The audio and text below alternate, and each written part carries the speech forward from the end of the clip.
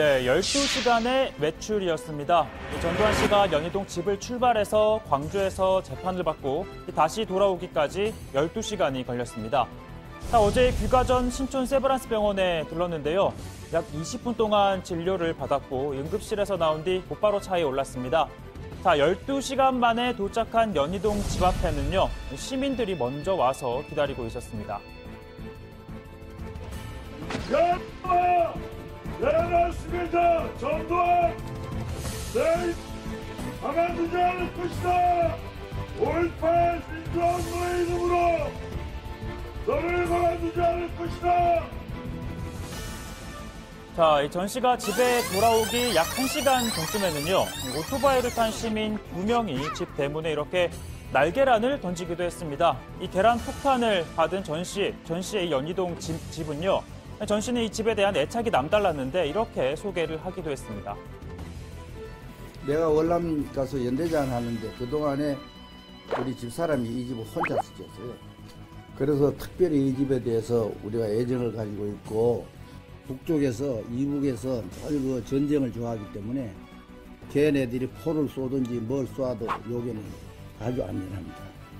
핵무기, 원자탄 이외에는 어떤 걸 쏴도 여러분이 안전합니다.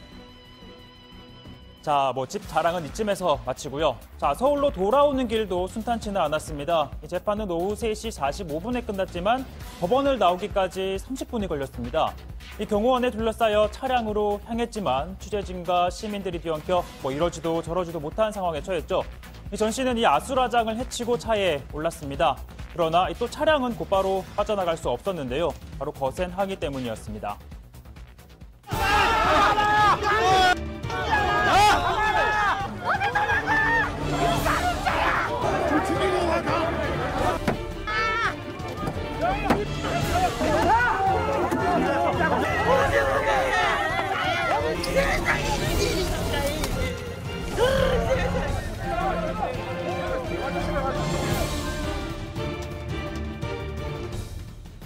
아시다시피 그동안 전 씨는 건강이 좋지 않고 알츠하이머, 즉 치매로 기억이 온전치 않아 재판에 갈 수 없다라고 했었죠. 1931년생, 90에 가까운 나이인 만큼 사실 고령이긴 합니다. 그러나 보신 것처럼 아수라장을 뚫고 차에 무사히 올랐고 또 법원에 도착해서는 질문을 쏟아내는 기자들을 지나쳤죠. 걸을 때도 부축은 필요 없어 보였는데요. 평소 건강관리법을 이렇게 소개한 바 있습니다. 건강이 아주 좋으신 것 같습니다. 먹고 노니까 건강이 좋은데. 네, 건강한 모습을 보니까 저희도 힘이 많이 듭니다. 먹고 노니까 건강할 수밖에. 건강의 비결, 바로 먹고 노는 것이었습니다. 참고로 전두환 씨는 대통령 재임 때 우리 사회가 압축 성장을 했다는 점을 늘 자랑스럽게 업적으로 내세웠는데요. 그걸 가능하게 한 건 바로 용인술 덕분이었다고 말했습니다. 내가 군사 작전이나 이런 거 이외에는 전문가가 아니니까 여러 전문 분야를 모두 선발해서 보좌진을 쓰고 주요직을 맡겼습니다. 우리나라 먹고 살 수 있는 기초를 양반 계실 때 다 한 거예요. 왜냐하면 이 양반 재임했을 때 우리가 이북보다 못 살았어요. 저는 마누라지만 자랑스럽게 생각합니다. 그러니까 본인이 잘하는 군사를 제외하고는 교육이면 교육, 외교면 외교, 경제면 경제, 이렇게 전문가들을 잘 등용했다는 겁니다. 당시 경제 성장과 밀접한 상업, 무역, 공업 등에 대한 업무를 관장한 부처, 바로 상공부였는데요.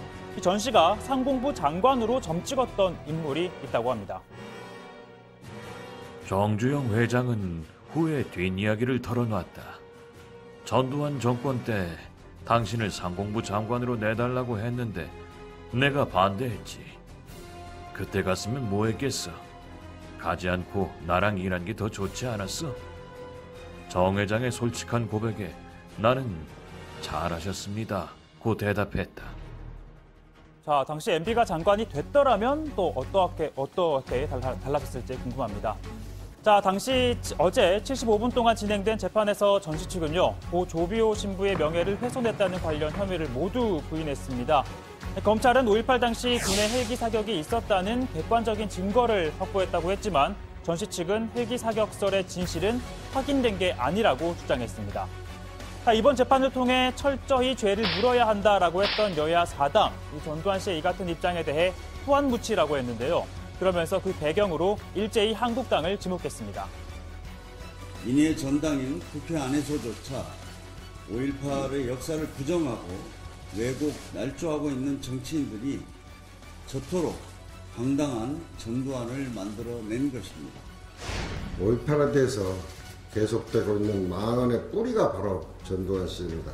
5.18 망언 3인방론의 제명, 5.18 비방 왜곡 날조 처벌법의 처리, 그리고 5.18 진상규명회의 주속한 운영 등 시급한 과제를 처리해야 합니다.